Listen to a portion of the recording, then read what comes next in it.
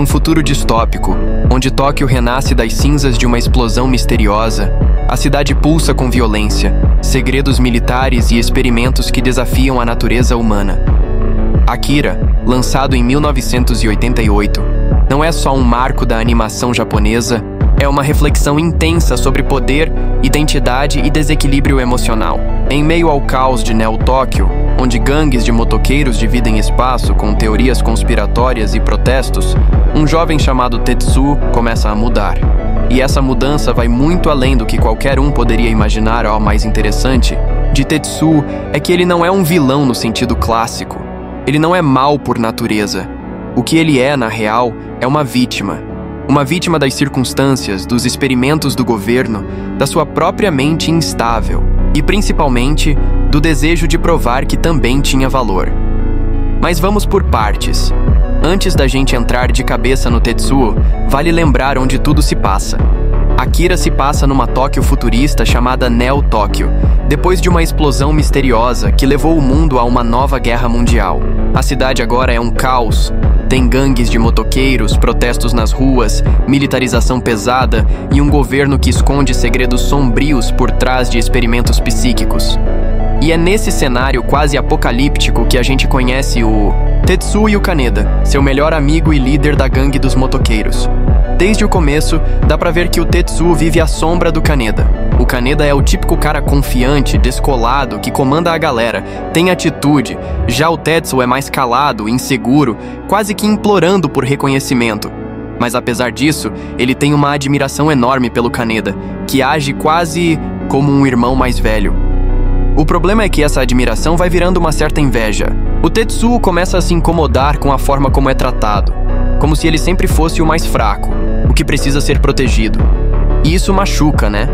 Porque ninguém gosta de se sentir inferior. E no fundo, o Tetsuo só queria provar que também era forte, que podia se virar sozinho.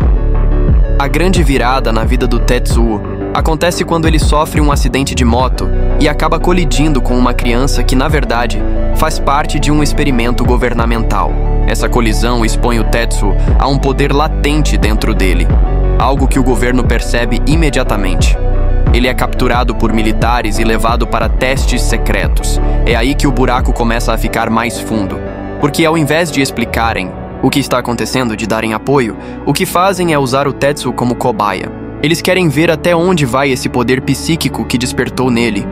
E mano, o que a gente vê depois disso é uma transformação tão rápida quanto assustadora. O Tetsuo começa a ganhar habilidades psíquicas. No início, ele mal entende o que tá rolando, tem dores de cabeça fortíssimas, visões estranhas, começa a perder o controle de si mesmo. Mas com o tempo, ele percebe que tá ficando forte. Forte de verdade. Forte como nunca imaginou ser. E é aí que a insegurança vira arrogância. Ele começa a olhar para os outros de cima.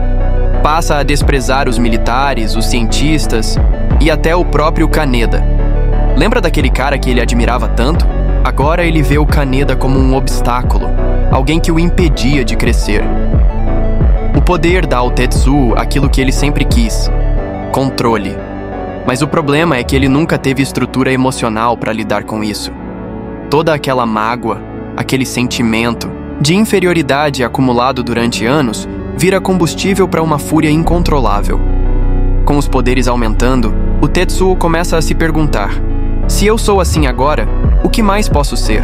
E aí ele descobre a história de Akira, uma criança que também teve poderes psíquicos tão fortes que causaram a explosão que destruiu Tóquio anos antes. Obcecado, o Tetsuo decide ir atrás de Akira. Ele quer saber mais, entender o que é esse poder, o que ele pode se tornar. Mas no fundo, o que ele quer mesmo é ser reconhecido como o mais forte, ser temido, respeitado, adorado até. Só que a busca por Akira não é só física, é também uma jornada interna. Quanto mais perto ele chega, mais descontrolado ele fica. O corpo dele começa a se deformar, os poderes saem do controle, e a linha entre humano e monstro vai ficando cada vez mais borrada. O ponto mais triste é que mesmo quando o Tetsuo já tá nesse estado quase divino, com poderes absurdos, a dor dele ainda é a mesma. Ele ainda é aquele garoto ferido por dentro, tentando provar que vale alguma coisa. Ele grita, se debate, destrói tudo à sua volta. mas nada disso preenche o vazio que carrega. O confronto final com o Kaneda não é só uma luta de ação. É o embate entre dois amigos que seguiram caminhos diferentes. O Kaneda tenta, de algum jeito, alcançar aquele Tetsuo de antes, mas já é tarde demais. No fim, o Tetsuo se perde completamente. Os poderes tomam conta. Ele vira uma criatura monstruosa, num dos momentos mais chocantes do filme, tanto visual quanto emocionalmente. Mas mesmo ali, no meio do caos, dá pra ver que ele não é só um monstro. Ele tá sofrendo. Ele tá apavorado. E quando tudo termina, não dá pra sentir raiva dele. Dá é pena. Porque no fundo, ele só queria ser alguém. A história do Tetsuo é um espelho de muita coisa do mundo real. Mostra como uma pessoa pode ser destruída por dentro quando vive sempre à sombra dos outros, sem encontrar seu próprio valor. Mostra como o poder, seja ele qual for, nas mãos erradas ou de alguém emocionalmente instável, pode ser devastador.